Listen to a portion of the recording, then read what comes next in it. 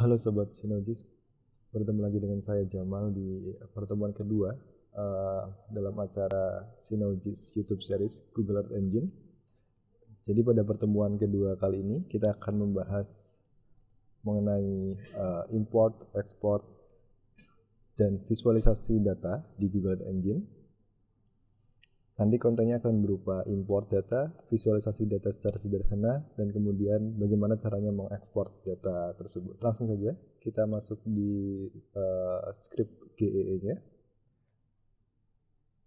Yang pertama, kita akan belajar bagaimana caranya mengimport data. Nanti ada dua materi di sini. Yang pertama yaitu bagaimana caranya mengimport aset, dan yang kedua bagaimana caranya mengimport citra atau data-data yang ada di Google Earth Engine.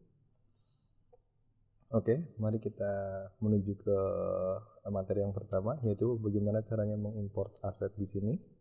Jadi untuk mengimport aset kita bisa langsung saja klik tab aset di sini, kemudian new. Nah, kita bisa mengupload image table. Table itu nanti bisa berupa save file dan juga CSV yang ada koordinatnya tentunya. Kemudian kita akan mengupload save file di sini. Tujuannya kita akan memberikan AOI atau area of interest untuk pelatihan kita ini, untuk pelatihan GEE series di YouTube Sinogis ini. Kita bisa klik save file di sini, kemudian select. Nah, kemudian kita bisa mengupload save file datanya. Jadi ada beberapa data yang tentunya mengikuti save file. Jadi kita bisa mengupload semuanya di sini menggunakan nama contoh AOI Sinogis. Kemudian kita tinggal klik upload di sini. Dan kemudian bagaimana caranya kita mengetahui apakah data tersebut sudah diupload atau belum? Kita bisa melihat menu task di sini. Di sini sedang mensubmitnya dan masih loading. Nanti kita bisa tunggu sampai proses ini selesai, atau kita juga bisa nanti langsung mengeceknya di sini. Nanti hasil uploadnya akan ada di sini. Nah, prosesnya kita bisa lihat prosesnya sudah selesai di sini dengan ditandai centang. Kemudian kita juga bisa mengeceknya di bagian aset. Kita akan coba melihat apakah sudah ada datanya di sini. Nah, datanya sudah ada. Kalau misal berhasil, nanti akan ditampilkan, bisa kita tampilkan, dan di sini kita bisa lihat preview datanya. Datanya berupa kotakan saja di daerah sini, di sekitar DIY. Nah, kemudian bagaimana cara mengimportnya ke dalam lembar kerja kita ini? Kita tinggal mengklik di anak panah ini, kemudian kita klik, dan data yang dari aset kita sudah kita bisa gunakan di lembar kerja kita ini. Kemudian karena nama di sini AOI, maka saya harus menyesuaikannya. Di sini saya ganti AOI. Kita akan coba line pertama di sini dengan function map.center.centerObject AOI 13. Artinya map di sini akan kita arahkan ke AOI dengan centernya dan level zoomnya itu 13. Kita coba run. Nah, maka AOI-nya itu akan ada di daerah sini, sekitar sini. Kemudian kita coba tambahkan AOI-nya. Kita run. Nah, AOI-nya ada di sekitar sini. Ini AOI yang telah kita import tadi. Memang hanya berupa kotak saja. Kemudian import kedua itu merupakan import data dari GEE. Untuk melakukan itu kita harus tahu data apa aja yang tersedia di GEE. Kita bisa langsung menuju ke dataset di sini. Kemudian kita bisa memilih banyak di sini, ada Landsat, Modis, Sentinel, atau yang lainnya. Seperti misal mungkin data mangrove. Di sini juga tersedia Global Mangrove Forest Distribution di tahun 2000. Kemudian kita bisa langsung membukanya dengan script default di sini, open in code editor. Dan nanti kita akan diarahkan ke script baru. Dan kita nanti tinggal run aja, nanti datanya akan keluar. Oke, selanjutnya kita akan mencoba mengimport data Sentinel-2 dan juga Sentinel-1 atau SAR data di sini. Oke, yang pertama kita akan mencoba mengimport Sentinel-2 di sini. Saya akan menjelaskan line per line. Yang pertama kita membuat variabel dengan nama dataset dengan function ii.imageCollection di sini. Dan data apa yang kita panggil yaitu Copernicus S2 SR ini atau Surface Reflectance. Kemudian line di sini .filter_date itu merupakan kita akan memfilter berdasarkan tanggal dari image collection ini. Jadi kita juga bisa menuliskannya seperti ini. .filter_date atau kita supaya rapi juga bisa menuliskannya seperti ini. Pada intinya line yang di sini itu masih nyambung ke variabel dataset ini. Kemudian selanjutnya itu filter bounds AOI, artinya kita akan memfilter sesuai dengan AOI kita. Kemudian kita menambahkan filter ii.filter_lt itu less than. Apa yang less than itu kita filter berdasarkan cloudly pixel percentage. Informasi ini kita bisa dapatkan di datasetnya Sentinel-2 di Earth Engine. Kita akan coba lihat Sentinel-2 Surface Reflectance. Di image property ini kita bisa mengetahui apa aja yang kita bisa filter. Tadi kita memfilter berdasarkan cloudy pixel percentage, berarti kita berdasarkan ini. Kemudian kita menginginkan pixel awan yang kurang dari 5 pada AOI area kajian kita ini. Kemudian selanjutnya kita juga bisa memfilternya berdasarkan first, median, ataupun mean. Kita coba run saja. Nah, datanya akan keluar di sini karena kita print di sini, print dataset di sini. Seperti yang kita telah jelaskan di pertemuan sebelumnya. Di sini itu ada min 0,0, max 0,3, band yaitu kita list bandnya, band 4, band 3, band 2 atau berarti ini komposit warna asli. Kemudian kita map.add layer di sini, berarti kita ingin menambahkan layer di map ini. Apa yang ingin kita tambahkan? Yang ingin kita tambahkan adalah image, variabel image, kemudian visualisasinya berdasarkan ini. Dan namanya adalah RGB, nama layernya RGB di sini.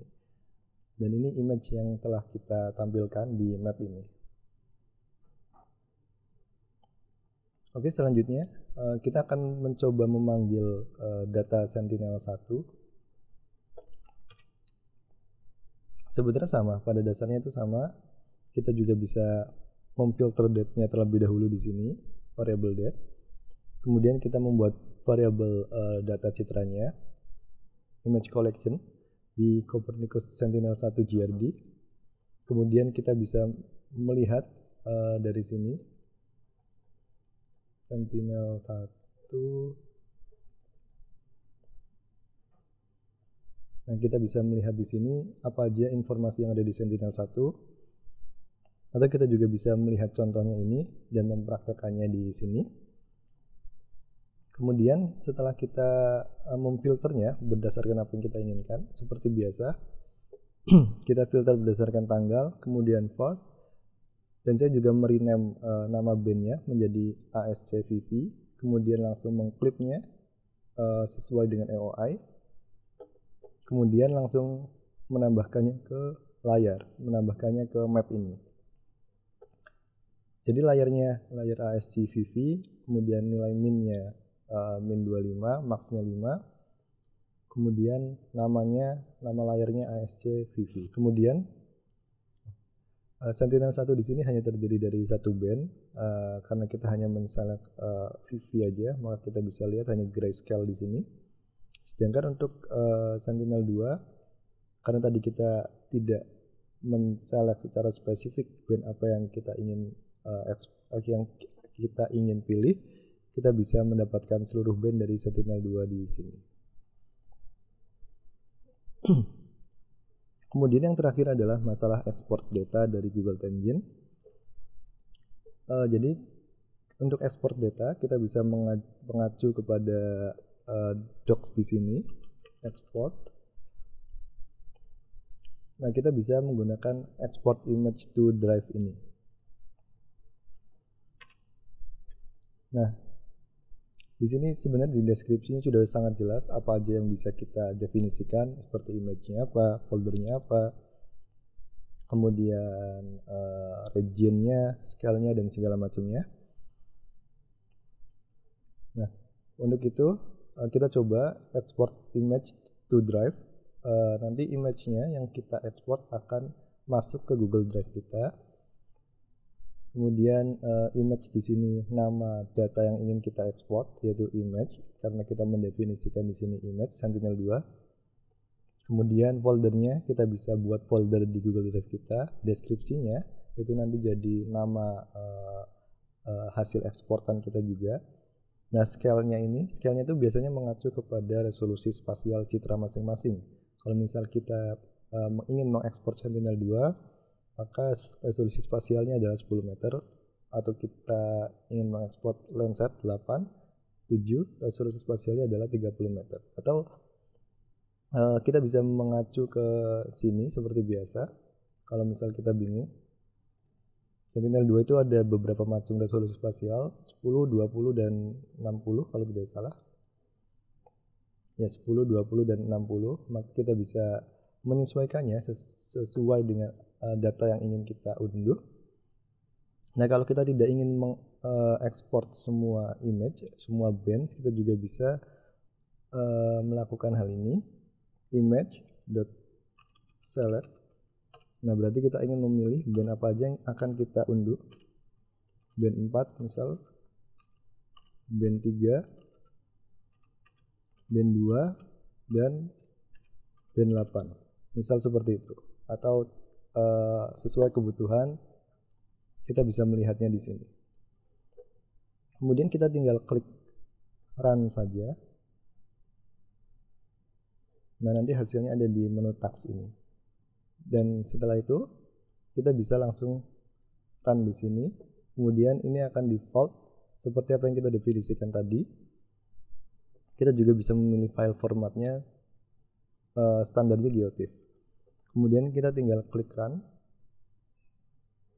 dan menunggu data ini masuk ke Google Drive kita. Nah, setelah selesai kita bisa lihat di sini sudah contreng atau sudah selesai. Kemudian kita langsung bisa open in Drive. Nah, dan ini merupakan data yang telah kita ekspor dan kita tinggal download aja. Kemudian kita bisa buka di perangkat Lunak.js yang kita inginkan. Kita bisa langsung masukkan ke QGIS atau yang lainnya, dan ini hasilnya. Oke, jadi untuk pertemuan kedua, pada kesimpulannya kita telah belajar bagaimana cara mengimport dengan menggunakan aset, kemudian bagaimana cara mengimport data yang sudah ada di Google Earth Engine, dan yang terakhir bagaimana cara memvisualisasi dan juga mengekspor datanya. Kemudian nanti kita akan bertemu di pertemuan selanjutnya, yaitu pertemuan terakhir, pertemuan ketiga di minggu depan. Kita akan belajar bagaimana cara mengklasifikasi secara tersedia di Google Earth Engine. Oleh karena itu, jangan lupa tetap tunggu kelanjutan dari GEE series di YouTube Synologis ini. Sekian dari saya untuk pertemuan kali ini. Mohon maaf bila ada kesalahan. Sampai jumpa minggu depan.